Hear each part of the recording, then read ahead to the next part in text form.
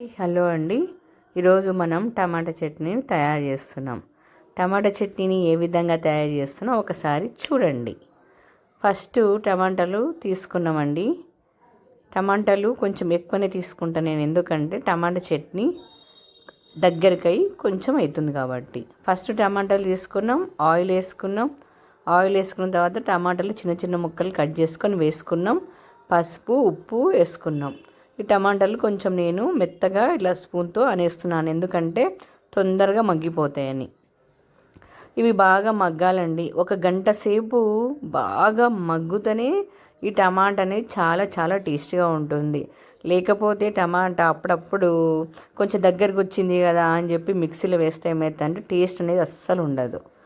బాగా అసలు టమాటాలు గంట సేపు దగ్గర చిన్న సిమ్లో పెట్టి మగ్గనివ్వాలి. అప్పుడే ఆ టమాటా చట్నీ చాలా టేస్టీగా ఉంటుంది. ఇది బేసిక్ అన్నమాట. ఇది టమాటా చట్నీని అప్పుడప్పుడు కొంచెం మగ్గితే ఏమవుతుంది, సరిపోతుంది కదా అని చాలామంది తొందరగా మిక్సీకి వేసేస్తుంటారు. కానీ ఆ ఫ్లేవర్ అంత టేస్ట్ రాదండి. నిదానంగా చేయాలి టమాటా చట్నీ అనేది. తర్వాత ఇక్కడ జీలకర్ర వేసి ఎల్లిపాయలు ఎన్ని ఎక్కువ వేసుకుంటే ఈ టమాటా చట్నీకి అంత టేస్ట్ వస్తుంది అన్నమాట.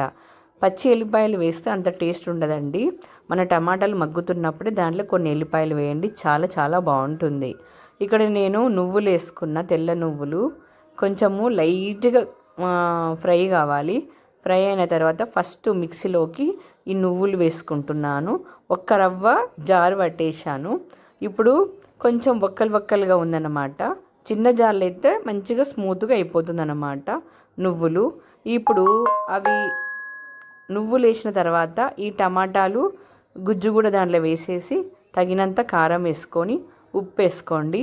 చట్నీ రెడీ అయిపోతుంది. అసలు దీనికి పోపు వేయద్దండి. పోపు వేస్తే ఉన్న టేస్ట్, న్యాచురల్ టేస్ట్ పోతుంది. Like, share, subscribe. By by.